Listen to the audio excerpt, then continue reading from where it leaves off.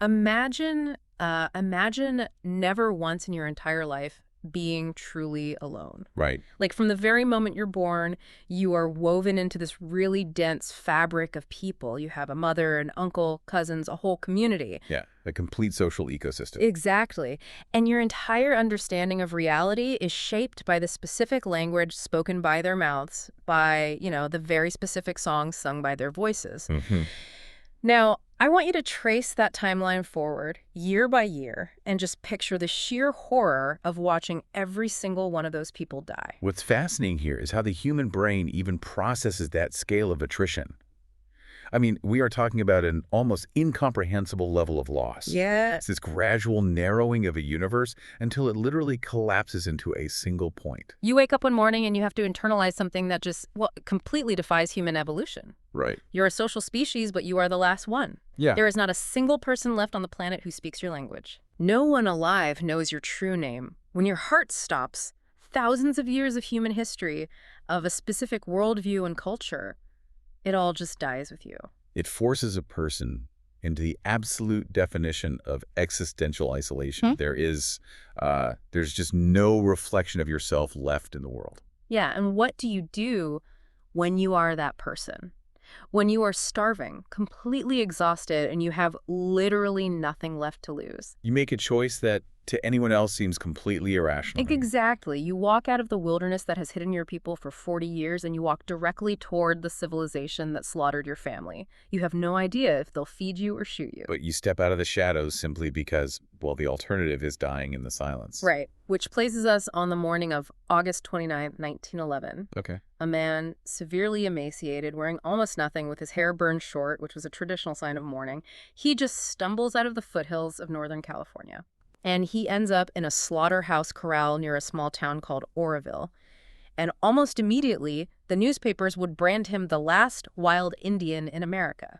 Which is a framing that is incredibly harmful, by the way. Right. It immediately positioned him as this relic, right? Like a creature from the Stone Age rather than a grieving human being who just survived a modern apocalypse. Absolutely. And today, we're going to completely dismantle that myth. We're looking at a profound exploration of human survival, the really complex mechanics of academic exploitation, masquerading as friendship, and, the ongoing modern movement to reclaim ancestral dignity. Okay, let's unpack this. Our mission for this deep dive is to use the historical accounts and the anthropological records to truly understand the man the world called Ishi. Yeah. We're going to explore the deliberate destruction of his world, the incredibly surreal reality of his life as a living museum exhibit, and eventually a broken promise that took 84 years to correct. It's a heavy journey. It really is. But to understand the end of his world, we have to look at what that world was like before 1848. Because before he was Ishi, he belonged to a people called the Yahi. Right. And the Yahi were the southernmost band of a broader linguistic and cultural group known as the Yana people. Okay. Their territory was highly specific. We're talking about the rugged, really beautiful foothills and deep canyons east of the upper Sacramento River. Right in the shadow of Mount Lawson. Exactly, right there. And we should clarify, this wasn't like a massive, sprawling empire. We're looking at a population of roughly 400 people. Yeah, relatively small band. But they were living in this closed, completely self-sustaining ecosystem. I mean, they fished the seasonal salmon runs, they hunted deer. They had these incredibly complex methods for gathering and leaching acorns, to remove the tannin so they could be ground into meal. If we connect this to the bigger picture, a population of 400 might sound really fragile to a modern listener. Sure, it sounds tiny. Right, but from an anthropological standpoint, it was actually a perfectly balanced equilibrium. Okay, how so? Well, they had inhabited and managed that specific microecology for thousands of years.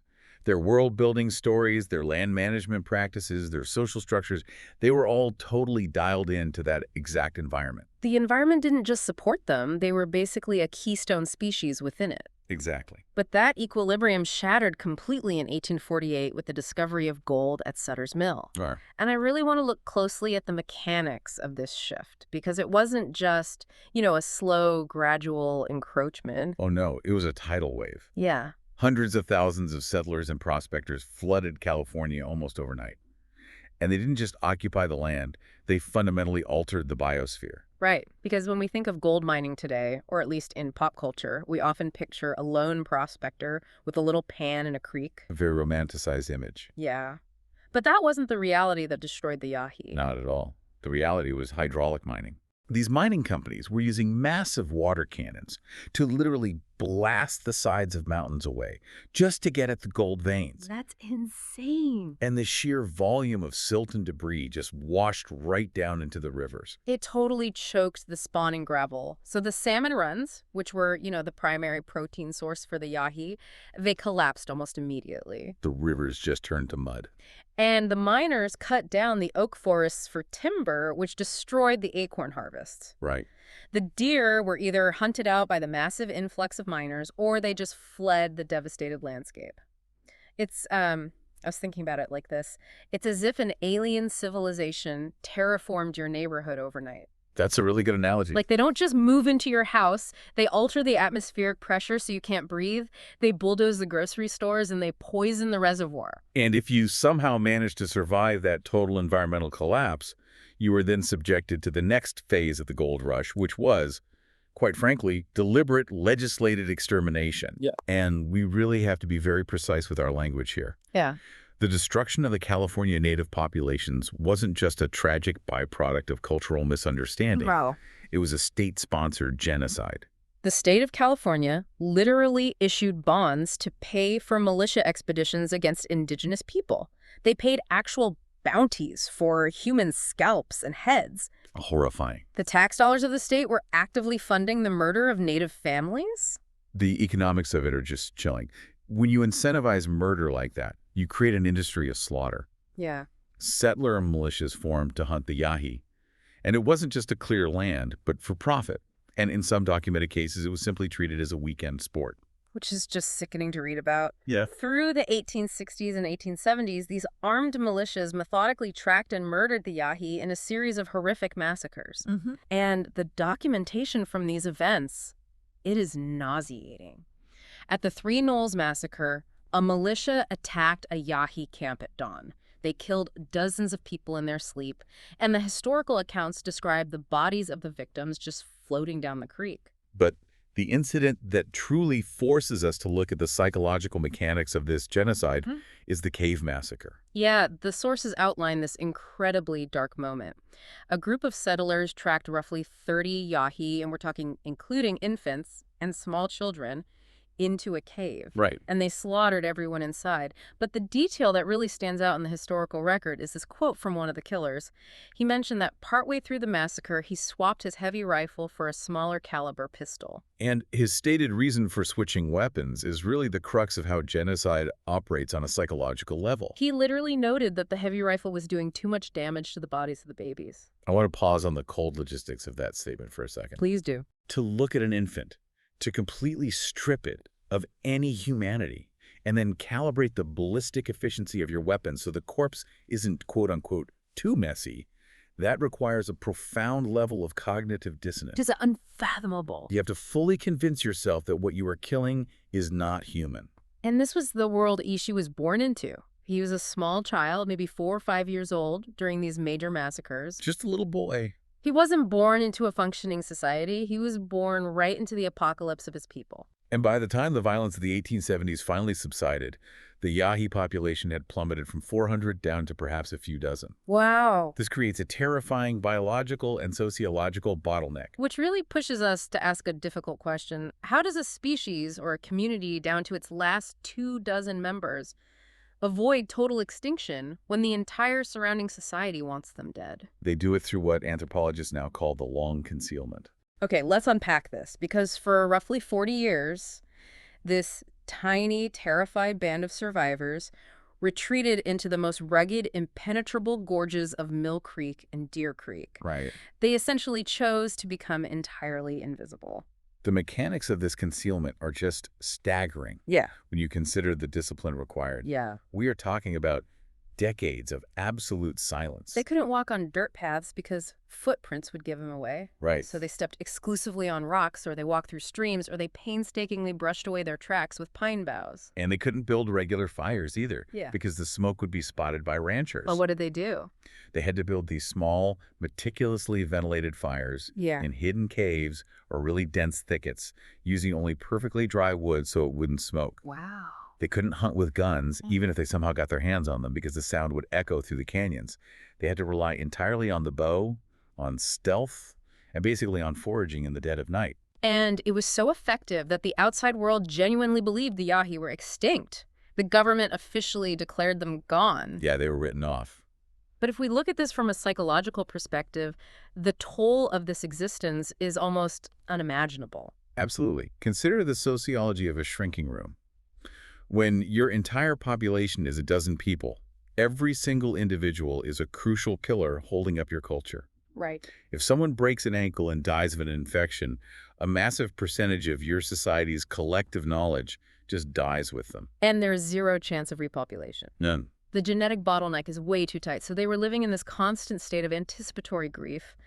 Every day was a successful evasion of death, but they knew, mathematically, they were just delaying the inevitable. And that really delicate evasion held for 40 years, until sheer bad luck broke it in 1908. Yeah, a survey crew working for a hydroelectric power company was mapping the deep canyons. And it's almost poetic in the worst possible way. It really is. The vanguard of modern industrialization, looking to dam the rivers, stumbles blindly into the final refuge of the Stone Age. They walked right into the hidden Yahi camp. And the few remaining Yahi were terrified. They scattered into the brush.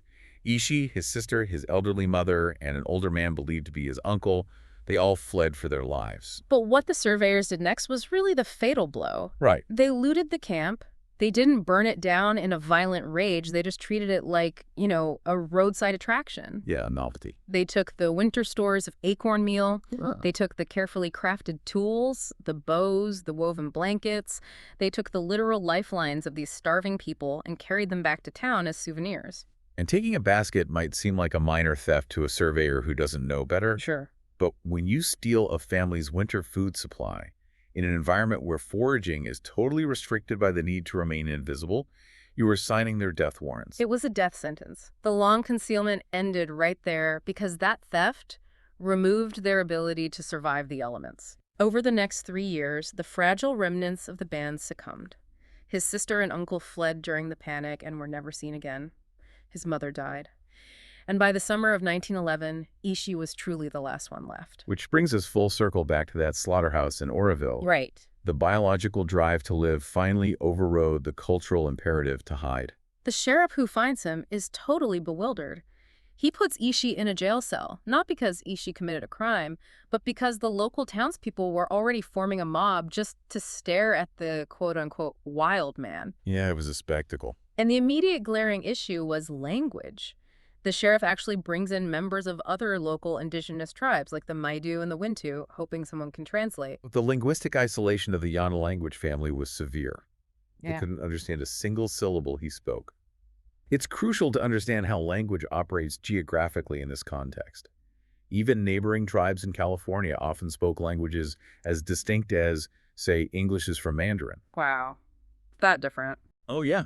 Ishi was trapped behind this impenetrable wall of sound. But the telegraph wires were buzzing. The news of a wild man in a jail cell makes it all the way to San Francisco, specifically to the anthropology department at the University of California. Right. 2 prominent anthropologists there, Alfred Kroeber and Thomas Waterman, saw the reports. And they had actually spent years searching for rumors of a lost Yahi band. So Waterman immediately boards a train to Oroville, and he brings with him something incredibly valuable, a phonetic vocabulary list of the northern and central Yana dialects. Okay. Now, these dialects were already nearly extinct, but they were linguistically related to the Yahi dialect that Ishi spoke. The sources describe this meeting, and it is incredibly tense. You have Ishi locked in a cell, exhausted, expecting to be executed. Waterman sits down with his notebook and just starts reading these phonetic words out loud. He tries a Wintu word, a Maidu word. Nothing. Ishi is completely unresponsive. Right. Then Waterman tries a Yana word for the yellow pine. He says, Siwini. And suddenly the wall cracks. Yes. Ishi's face just lights up. He repeats the word, pointing at the pine wood of his cot. Then Waterman taps his own ear and says the Yana word for ear. Ishi understands. The psychological relief of that specific moment just cannot be overstated. I can't even imagine. After years of the absolute silence of the wilderness and then the terrifying cacophony of an alien civilization, someone finally speaks a fragment of your reality. Yeah. It's this sudden reemergence of human connection. Here's where it gets really interesting, though. Despite this linguistic breakthrough, despite Waterman proving he had some understanding of the Yana world, Ishi never told Waterman his real name. No, he didn't. In fact, he never told anyone his name for the rest of his entire life. And this wasn't stubbornness or distrust. It was a deep adherence to Yahi's social mechanics. Okay, explain that. In his culture, an individual does not announce their own name to a stranger. It is a severe breach of etiquette. Your name is essentially a social construct. It has to be spoken by someone else to introduce you. But there was no one else. When they eventually managed to ask him why he wouldn't say his name, he basically replied that he had no name because there were no people left to name him. Think about the philosophy of identity there. In Western culture, we view identity as intrinsic, right? I am me, regardless of who is around. Right. But if your entire worldview is relational, if you only exist as a son, a hunter, a member of a band, then when the band dies, does your personal identity effectively die with them? That completely flips our understanding of self. Like, without a community to reflect his identity back to him, he effectively ceased to be an individual with a specific title. It's heartbreaking. Because the newspapers and the academics needed something to call him, Kroeber eventually gave him the name Ishi. Which is just the Yana word for man. It's incredibly poetic, but also deeply tragic. He is stripped of his personal history and turned into a universal archetype, the last man. And this archetype transition really sets the stage for the next bizarre chapter. The Bureau of Indian Affairs initially wanted to ship him off to a reservation in Oklahoma. Oh, wow. But Kroeber intervened. He used his academic influence to bring Ishi to live at the University of California's Museum of Anthropology in San Francisco. So Ishi goes from living in complete, invisible silence in a canyon to living in a museum in one of the most bustling cities on the West Coast. Yeah. And we really need to examine the paradigm of the anthropologists who brought him there. Okay. Kroeber was a student of Franz Boas, who was often called the father of American anthropology. Huh. Their operating framework at the time was something called salvage anthropology. Salvage anthropology, meaning they believed indigenous cultures were inevitably going to go extinct when they came into contact with modernity. Right, they saw it as an inevitability. So rather than fighting the political forces causing the extinction, the scientists' job was simply to salvage the data, to record the languages, collect the baskets, measure the skulls, before the people vanished. Precisely. From Kroeber's perspective, he wasn't just bringing Ishi to a safe place, he was securing a vital data source for the scientific record. And this dual motive creates an incredibly complicated relationship. On one level, genuine friendship blossomed. The sources show a man who was remarkably adaptable. Ishi lived in the museum, but he wasn't locked up in a cage. No. He befriended Waterman, Kroeber, and especially a medical doctor at the university named Saxton Pope. Saxton Pope essentially became his best friend. They would go out to Golden Gate Park together, and Ishi would actually teach Pope how to craft traditional Yahi bows and hunt small game. And Ishi was reportedly fascinated by the modern world. Yeah. He enjoyed riding the streetcars. He was amazed by matches, by doorknobs, by the sheer volume of people in San Francisco. He wasn't this terrified victim shivering in a corner. Right. He had a profound sense of humor. He was warm, and he eagerly shared his culture with these men. But wait, so what does this all mean? Does that completely excuse the environment he was placed in? Because the dichotomy here is jarring to me. It is. He is their friend, teaching them archery in the park, but he is also legally an indentured specimen. To justify housing him, the university actually employed him as an assistant janitor.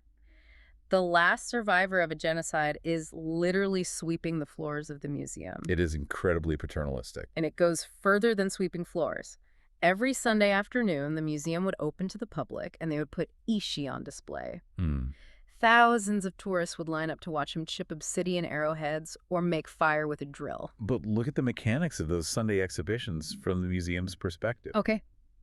They actually refused very lucrative offers to put Ishi in vaudeville shows or traveling circuses. Yeah. They genuinely felt they were protecting him from pure commercial exploitation. I see what you're saying, but doesn't the source material also imply they kept him out of vaudeville mostly because they wanted a monopoly on him? That's a fair point. Like, they didn't want their prime academic subject tainted by a carnival atmosphere. They still put him on display, they just controlled the ticket booth. This raises an important question about the insidious nature of academic detachment. Yeah. They could hold two contradictory realities in their minds simultaneously. They deeply loved Ishi the person, but they aggressively utilized Ishi the specimen. Right. They measured him, they relentlessly recorded his language on wax cylinders. They treated him as this living window into the Pleistocene era. So, is it possible to truly be friends with someone when there is such a massive power imbalance? Yeah, it's tough. I mean, they saved his life, yes, but they basically claimed total ownership of his data in return. It's the ultimate manifestation of the white savior complex, intertwined with scientific ambition. And that ambition is exactly what drove them to make a fatal decision in the summer of 1914. To get the absolute most authentic data possible, Kroeber, Waterman, and Pope decided they needed to take Ishi back to his homeland. Yeah. They organized an expedition to return to the canyons of Deer Creek, exactly where the Yahi had hidden during the long concealment. We really have to acknowledge how cruel that ask is. It's awful. They were asking him to return to a literal graveyard, to the very thickets where he watched his mother die. And Ishi was deeply reluctant. He did not want to go back. But because of that power imbalance, because he felt indebted to them, he eventually agreed. Right. And the historical accounts say that once they were out there, a transformation occurred.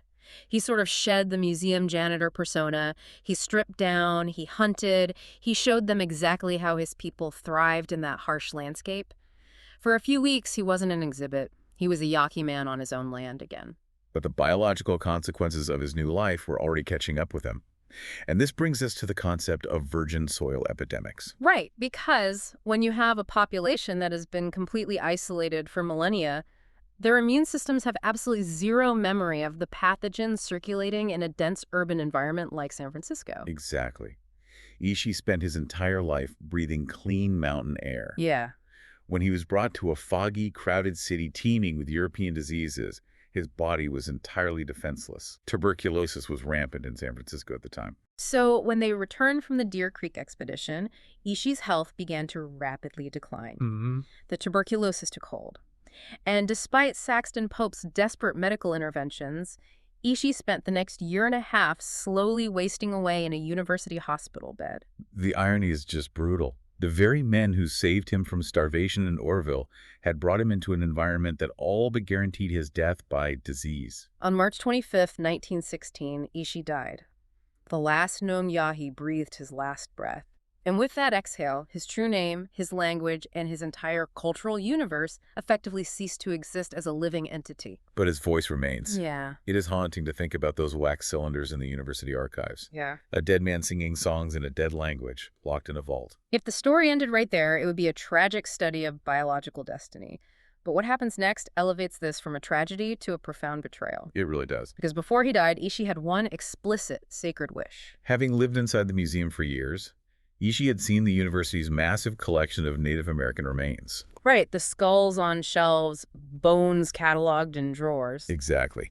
And according to Yahi's spiritual beliefs, this was an abomination. To properly enter the land of the dead, a Yahi person's body had to be cremated intact, complete. He was terrified of being autopsied or dismembered by the scientists. He was very clear about it. He made Saxton Pope and the others promise that he would not be cut open. And Kroeber, the head of the department, was actually away in New York and Europe when Ishi's health finally failed. But he sent letters back to the university explicitly ordering them to honor Ishi's wishes. He did. He wrote, essentially, that science had extracted enough from him and they needed to respect his traditions as a friend. But the promise was broken almost immediately. The moment Ishi died, the university doctors performed a full autopsy anyway. And that isn't even the darkest part of the betrayal. The true violation happened after Kroeber returned. This is the part of the source material I really struggle with. Yeah. Kroeber, the man who argued for Ishi's protection, the man who called him a friend and supposedly wept when he died, returns to San Francisco and personally arranges for Ishi's brain to be removed from the cremated remains. He had the brain extracted, preserved in a jar of formaldehyde, and shipped 3,000 miles across the continent to the Smithsonian Institution in Washington, D.C. I have to passionately push back on his motivations here. How does an academic justify that level of hypocrisy? It's a huge contradiction. He knew his friend's religion. He knew Ishi's absolute terror of being dismantled. Yet he chops him up and mails his brain away like a biological sample. It completely invalidates the idea that Kroeber viewed him as a human equal. This is where we see the absolute terrifying power of the salvage anthropology paradigm. Explain that, because I don't get it. In Kroeber's mind, his duty to the quote-unquote future of science ultimately outweighed his interpersonal loyalty. He likely convinced himself that preserving the physical tissue of the last Yahi was a scientific imperative, one that transcended one man's religious superstitions. But it's just data hoarding. It's necrocolonialism. You convince yourself that preserving the science is more noble than basic human decency. It is the ultimate failure of empathy. Yeah. And it is a failure that academia is really only recently beginning to truly reckon with. Right. In 2021, the University of California, Berkeley actually removed Alfred Kroeber's name from a campus building, specifically citing his dehumanizing treatment of Native American ancestors, including his handling of Ishi's remains. But for the next 84 years, Ishi's legacy was completely bifurcated. His ashes were placed in a pottery jar in a cemetery columbarium in San Francisco. Meanwhile, his brain sat in a jar on a shelf in a Smithsonian warehouse. And he became a legend in the public consciousness. Books were written, documentaries were filmed, always heavily leaning into that romanticized last wild Indian trope. Right. But his actual body remained a desecrated specimen. Until the late 1990s. And this is where the story shifts from exploitation to reclamation. A coalition of native people from Northern California, along with an anthropologist named Orrin Starn, decided to investigate a persistent rumor. Okay, what rumor? Well, the university claimed Ishi's brain had been cremated with his body, but rumors always persisted that it had been sent away. So Starn starts digging through the massive, dusty archives of the university, and you would assume a paper trail from 1916 would just be lost history. I think so. But bureaucracies love paperwork. Starn miraculously uncovers the original letters between Kroeber and the Smithsonian, including the actual shipping receipts for the brain. Armed with this undeniable proof, the coalition approached the Smithsonian. And the institution, forced by the evidence, initiated a search of their massive off-site storage facilities. And they found it. Yeah. Sitting in a climate-controlled warehouse in Maryland, cataloged simply as a specimen, Ishi's brain had been sitting on a shelf for over 80 years. The emotional weight of that discovery is just staggering. A delegation of native elders traveled from California all the way to that warehouse. The sources describe how they stood in that sterile, fluorescent-lit storage room, and they prayed. They wept over a man who had been treated as a curiosity by the academic world for almost a century. This triggers a massive legal and logistical effort under NAGBURE. Right, the Native American Graves Protection and Repatriation Act. Exactly. This law forces federally funded institutions to return Native American cultural items and human remains to lineal descendants or culturally affiliated tribes. But there was a legal hurdle here. Because the Yahis were technically extinct as a distinct band, the Smithsonian initially argued there were no lineal descendants to return the brain to. Which is exactly where the last wild Indian myth actively harmed the repatriation effort. Yes. By framing him as the absolute end of a line, the institutions legally protected their right to keep his remains. But the Native Coalition pushed back hard. They used this moment to explicitly reject that framing. They argued successfully that the Yana language family and the broader indigenous communities of the Redding area were culturally affiliated. They were his kin. Exactly, they were his kin. And in the year 2000, they finally won. The Smithsonian released the brain, the coalition reunited it with Ishi's ashes from San Francisco, and they carried him back to Northern California. Back to the shadow of Mount Lassen. In a completely secret burial ceremony, far away from any cameras or anthropologists, they buried him near Deer Creek. He was finally laid to rest, whole and intact, fulfilling the promise that Kroeber had broken 84 years earlier. It provides profound closure, but it also demands that we permanently discard the framing that Kroeber and the newspapers created. Right. Ishi was not the last wild Indian. That framing was just a convenient myth white America told itself to avoid looking at the survivors of their genocide. Ishi's related kin, the descendants of the Yana peoples, are alive today. Yeah, they're the ones who led this repatriation. Exactly. They navigated the legal system, forced the Smithsonian's hand, and brought him home. And this movement isn't just isolated to Northern California. We are seeing a massive global echo regarding how institutions handled the past. Absolutely. The repatriation of Ishi is part of a global unspooling of colonial archaeology. Yeah. Look at the international pressure on the British Museum right now to return the Benin bronzes to Nigeria. Or look at the return of tattooed Maori heads from European museums back to New Zealand. Institutions all over the world are being forced to look at their storage vaults and realize that these aren't just artifacts or biological data points. They are human beings. Yes, they are ancestors who were stolen, and they finally have to be treated with dignity and returned. We are slowly transitioning away from an era of academic extraction toward an era of cultural restoration. It is a really heavy, complex history, but it is incredibly vital that we understand it. Let's just look at the immense arc of the life we've discussed today. Yeah. Here's a man who watched his entire civilization be violently erased. He endured 40 years of terrifying silence. And when faced with the absolute end, he chose to walk toward humanity rather than die alone. He was both loved and exploited, betrayed by the people who claimed to be his friends, and finally, almost a century later, his broader community reached into the archives and pulled him out, bringing him back to the earth. It challenges our entire understanding of resilience. But, this leaves us with a final thought that builds directly on the source material. Okay, what is it? Think about Kroeber and Waterman for a second. They desperately recorded Ishi's voice on wax cylinders. They preserved his physical brain in formaldehyde. They really believed that hoarding physical data was the same thing as preserving a culture. Right. But in their obsession with preserving his parts, they entirely missed his humanity, ultimately breaking his heart. They saved the information, but they destroyed the man in the process. Exactly, which forces us to ask a question for our own time. As we digitize, record, and archive every piece of human data today in the cloud, are we actually preserving our humanity? Oh, wow. Or are we just creating a massive digital museum of specimens, totally missing the soul of the very things we are trying to save? That is a staggering thought. Are we just filling up a new kind of jar? It demands that you completely rethink the boundary between a human life and the data that life produces. Thank you all for joining us on this deep dive. Keep that question in your mind, stay fiercely curious, and always remember the names we were never told. Even if, like the man who walked out of the canyons in 1911, they had to carry their true name in silence. We'll see you on the next deep dive.